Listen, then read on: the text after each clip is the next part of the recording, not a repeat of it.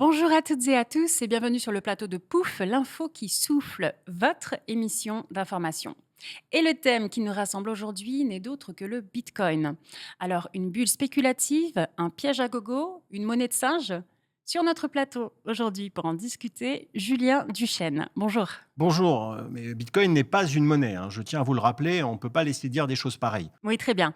Alors, vous êtes économiste, vous avez littéralement un doctorat. Oui, un doctorat en keynésianisme, mais attention, pas n'importe quel keynésianisme. J'ai un doctorat en keynésianisme vert, durable, responsable, écologique et solidaire, hein. Je tiens à le préciser, c'est important. Et vous êtes directeur de l'Institut Ruisseau, vous êtes également cofondateur du collectif Les Gilets Rouges et lauréat cette année encore du prix Trotsky d'économie. Bravo. Merci, mais Bitcoin n'est pas une monnaie, s'il vous plaît. Avec nous aujourd'hui également sur ce plateau, Natacha Lastasi. Bonjour. Bonjour. Alors vous êtes journaliste technocritique, autrice de nombreux ouvrages tels que par exemple Le Bitcoin est-il de droite, mais aussi L'extrême droite et Bitcoin, ou plus récemment Bitcoin et le réveil du nazisme, qui montre comment le logo du Bitcoin est en réalité inspiré de la croix gammée. Bitcoin est fasciste. À votre gauche, nous recevons également aujourd'hui Aube Badluc. Bonjour. Bonjour. Alors vous êtes eurodéputé, secrétaire général du parti politique La Propriété, c'est du vol, et engagé dans le mouvement citoyen pour des toilettes enfin mixtes. Et j'ai cru entendre que vous revenez tout juste du Qatar. Du Qatar, effectivement.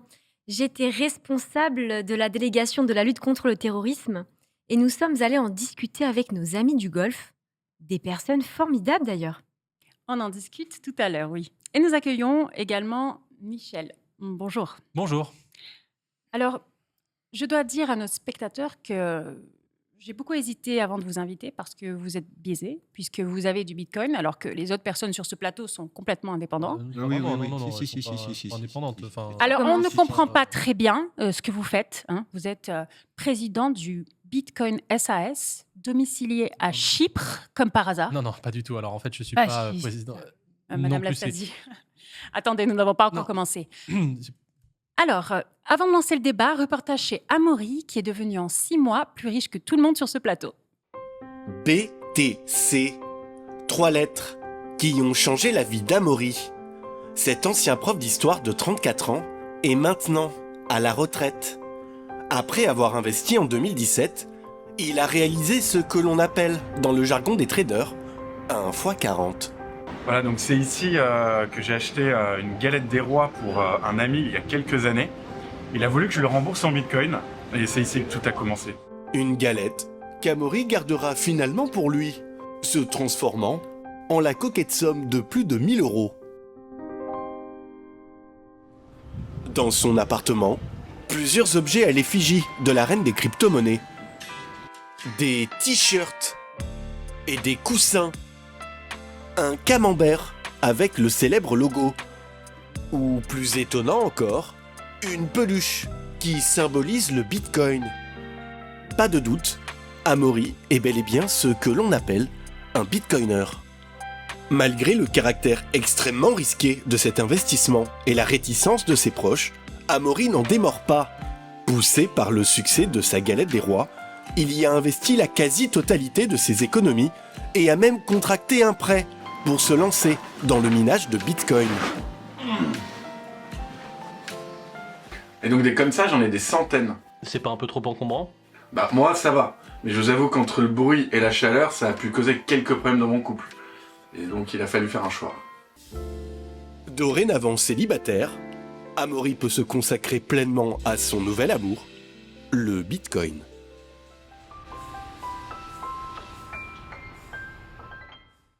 Et on lui souhaite de trouver l'amour à Amaury. Alors, ce reportage pose très bien le débat. Est-ce que le Bitcoin est ce nouvel Eldorado qui permet de devenir riche? Ah, n'importe quoi. C'est la question très importante, en tout cas, que se posent beaucoup de Français. Et on doit rappeler à nos auditeurs, avant de commencer, les conseils de prudence d'usage. Certes, vous pouvez gagner 3 fois votre mise avec Bitcoin, mais vous pouvez aussi perdre 3 Absolument. fois votre mise. Ah bah non. Donc, il faut faire très Non, non. attention. Non quoi? Pardon, excusez-moi. C'est impossible de perdre 3 fois sa mise. Non, Euh, attendez, pardon? c'est ridicule. Bah, on peut pas, en fait, on peut pas perdre plus que ce qu'on a mis. On peut Ouais. perdre ce qu'on a mis, mais 3 Attendez, fois. excusez-moi, je suis économiste. Il est économiste. Oui, mais c'est D'accord, donc je vous pas dis que vous possible. avez tort. Je suis économiste. Je suis J'ai un diplôme, monsieur. Oui, mais c'est pas. Bien, pas donc, possible. merci. Julien Duchesne, vous venez de publier une note que je voudrais citer. Cette note dit que le Bitcoin n'est pas une monnaie, mais un actif spéculatif, polluant, inégalitaire, concentré, détestable, horrible, laid, méchant, affreux, idiot, débile, Fasciste aussi. Oui, il me semble que vous l'avez oublié. donc fasciste, stupide, raté, ridicule, médiocre, ennuyeux, pitoyable et dégoûtant. et dégoûtant. oui. Dégoûtant. C'est beaucoup, Oui, oui. quand même. Une note, Dégoûtant. Mais ça fait beaucoup pour un seul Dégoûtant. actif quand même. Une note que vous avez voulu la plus indépendante et neutre possible. Est-ce que vous pouvez nous en dire deux mots? Oui, tout à fait. Déjà, si vous le permettez, j'aimerais rappeler que Bitcoin n'est pas une monnaie, hein. Maintenant, effectivement, sur la note, nous avons souhaité être le plus indépendant possible, hein, un avis impartial, puisque le Bitcoin est une engeance du néo-capitalisme ultra-libéral. Je suis désolé, c'est du complotisme de bas étage. Michel, s'il vous plaît, est-ce que vous pouvez laisser la Vous pouvez pas me parole couper la parole, à quand même. Monsieur Duchesne? C'est du complotisme. On n'entend que vous depuis Non, le début. attends, Prenez votre fasciste. Merci, hein, vous le voyez, hein, les chiens de garde sont sortis, là, hein, et puis en plus, ils sont féroces. Hein, c'est pour ça, dans cette logique alternative, anti-système et à contre-courant, nous nous sommes associés avec des économistes réputés du FMI, de la Banque mondiale, de la Banque centrale européenne. Hein, un véritable cocktail anti-système, hein, ça je pense Oui, qu'on peut le anti-système. dire. Hein. Qu'est-ce qu'on peut apprendre de ce panel d'experts impartiaux sur le Bitcoin? Bon, déjà, je pense qu'on peut le dire, je pense qu'il y a un consensus assez fort sur le fait que Bitcoin n'est pas une monnaie. Absolument. D'accord, hein, tout à fait. Ensuite, c'est un actif spéculatif, au contraire des actions qui peuvent générer des dividendes ou de l'immobilier dans lequel, je ne sais pas, on peut vivre, hein, par exemple. Eh bien, le Bitcoin ne produit rien. Il ne produit aucune richesse. Et donc, il vaut absolument zéro. Hein, zéro. Alors, un peu comme l'euro, finalement. Oui, exactement. Mais attention, hein, l'euro, c'est une monnaie. Hein, c'est pas pareil. Alors que le Bitcoin, et je le rappelle, n'est pas une monnaie. Donc, il peut tout à fait retomber à zéro. Est-ce que c'est vrai, Michel? Est-ce que le Bitcoin peut retomber à zéro? Théoriquement, oui, Voilà. comme Ah, n'importe bah, quel. vous voyez, mais non, mais hein, comme n'importe Ah, quel actif. même un défenseur du Bitcoin nous dit que le Bitcoin, en somme, est une arnaque, Fasciste. un système de Ponzi. Et je rappelle d'ailleurs à nos téléspectateurs que Ponzi, c'est un système où les premiers arrivés sont payés avec l'argent des nouveaux, donc c'est-à-dire exactement comme le Bitcoin. Monsieur Duchesne, vous Oui. qui êtes un grand économiste, Oui. que pensez-vous de ce système frauduleux? Est-ce que c'est vrai que si vous achetez du Bitcoin, finalement, vous jetez de l'argent dans finalement le trou d'Internet? Ah, bah, c'est exactement ça. Hein, j'aurais pas pu dire mieux. C'est une image parfaite. Donc, le Bitcoin, c'est complètement virtuel. Hein. D'ailleurs, si Internet s'arrête, le Bitcoin disparaît, hein, ne fonctionne plus. En tout cas, bon, clairement, c'est pas une monnaie. Hein, je pense qu'il faut bien le rappeler. Enfin, sauf s'il s'agit de financer le crime. Auquel cas, là. là, oui, on peut parler de monnaie des criminels. Pas très cohérent, mais. Oui, et Je me on permets pas. rappelle... Je suis économiste, hein, j'ai un diplôme, monsieur. Oui. Monsieur, C'est pas on cohérent. rappelle ce chiffre d'abord absolument édifiant de l'AAB, qui est l'association anti-Bitcoin, que l'on ne peut soupçonner de conflit d'intérêts. C'est quand même dans le nom. Tout à hein. fait. Une étude selon laquelle plus de 110% des transactions de Bitcoin 110. oui. servent à financer le terrorisme. C'est effarant, au bas de Luc. Et je vais vous dire, cela a des conséquences directes sur la vie de nos compatriotes. Prenons un exemple concret. Nos concitoyens aiment le concret. Est-ce que vous vous souvenez de l'attentat du Bataclan? Oui, bien sûr, bien sûr. Eh bien, figurez-vous que Jawad, qui avait hébergé les terroristes, il avait un frère dont la cousine avait acheté un jour 50 € de Bitcoin. Fasciste, Ah, voilà. Ah non, mais. On a la preuve. 50 €. On tient là la preuve. Si après ça, on ne régule pas, je ne sais pas ce qu'il vous faut de plus pour empêcher la corruption qui sévit dans cette industrie. J'ai d'ailleurs ramené le texte de loi que j'ai présenté très récemment. Je vais vous en lire quelques mots. Oups. Je crois que vous avez fait tomber. Hop, ne touchez pas. Votre secteur est sale, merci de ne pas me salir avec. Je voulais juste vous aider à ramasser ce que vous Je avez ne fait veux pas le tomber. savoir. Une histoire terrible en tout cas qui prouve effectivement qu'une régulation est plus que nécessaire aujourd'hui. Une régulation, voire une interdiction, Madame Baluc? Oui, bien sûr. Je me bats tous les jours au Parlement européen pour faire interdire la détention des cryptos par les citoyens afin de les protéger d'eux-mêmes. Mais malheureusement, si vous saviez, Mm. le lobby des cryptos Mm. est très puissant. Il nous empêche de travailler et n'hésite pas à user de mensonges Du mensonge. pour masquer leurs réelles intentions. C'est-à-dire? Ils profitent de leur omniprésence médiatique pour faire taire les contradicteurs. C'est d'ailleurs ce que je disais cette semaine chez France Info, chez France Inter, sur France 5. Voilà, une omniprésence médiatique. Hein. Vous avez 10 interviews par jour. Moi, c'est la Fasciste, première fois que je viens parce sur que un je suis plateau. quelqu'un d'importante. Oui, mais donc du coup, je n'ai pas une omniprésence médiatique. Vous êtes tout le temps sur les plateaux, je peux même pas me défendre. Il n'y a rien à dire, vous n'avez rien à dire. Michel, si vous voulez bien arrêter de couper la parole à tout le monde, c'est vraiment insupportable. C'est Je insupportable. peux pas laisser dire Fasciste. n'importe quoi. Bon, écoutez, je vais essayer de faire la synthèse la plus équilibrée possible des enseignements du débat à l'heure actuelle. Donc, si je comprends bien, tout est à jeter à la poubelle dans Bitcoin.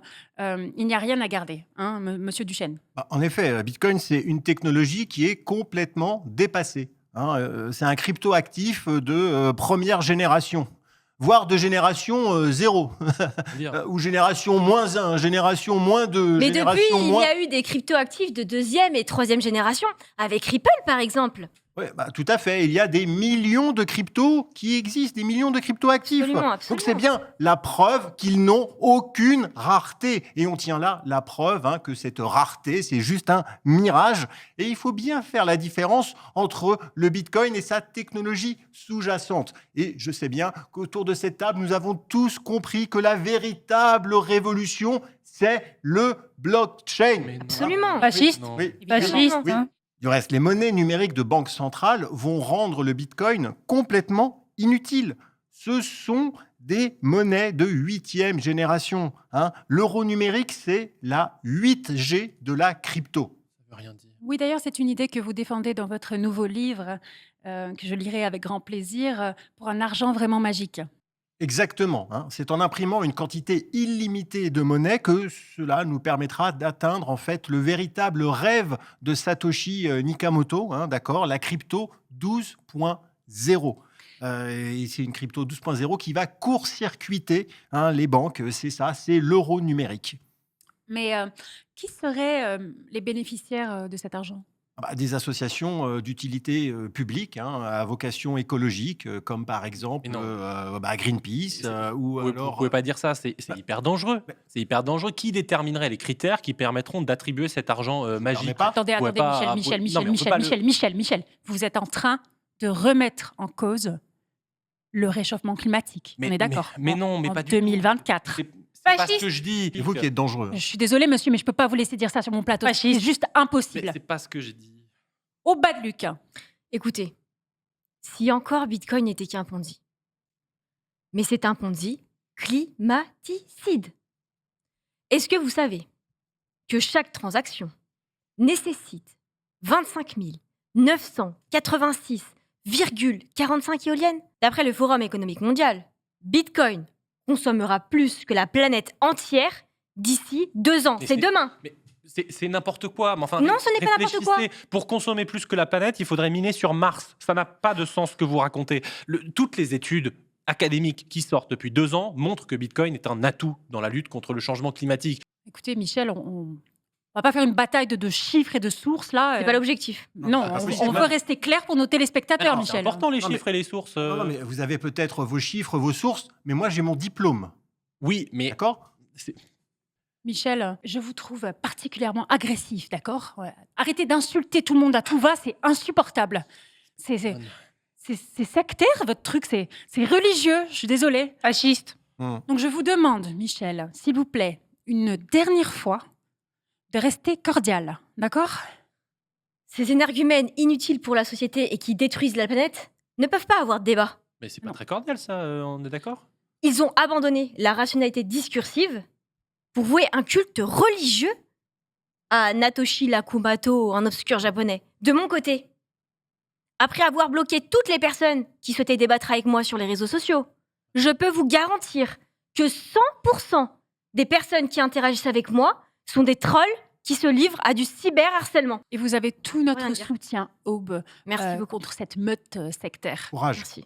Est-ce que vous condamnez ces agissements, Michel? Est-ce que vous les condamnez?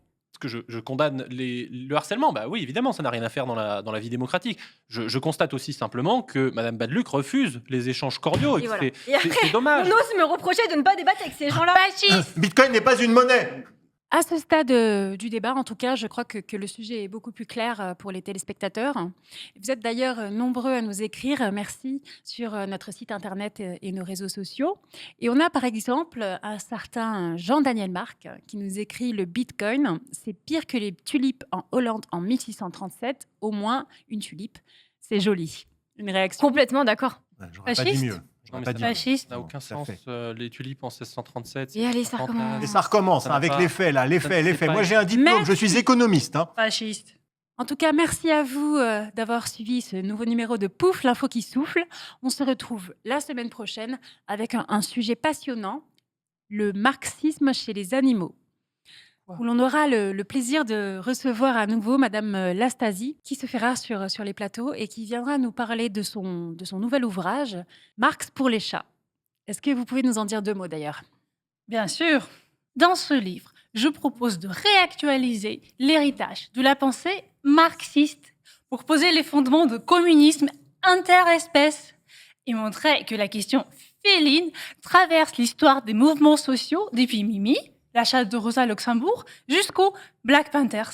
Un véritable traité à hauteur de chat qui ouvre les pistes face à l'urgence climatique. On a hâte d'en parler avec vous. Bon, merci à toutes et à tous pour votre fidélité encore aujourd'hui et à bientôt.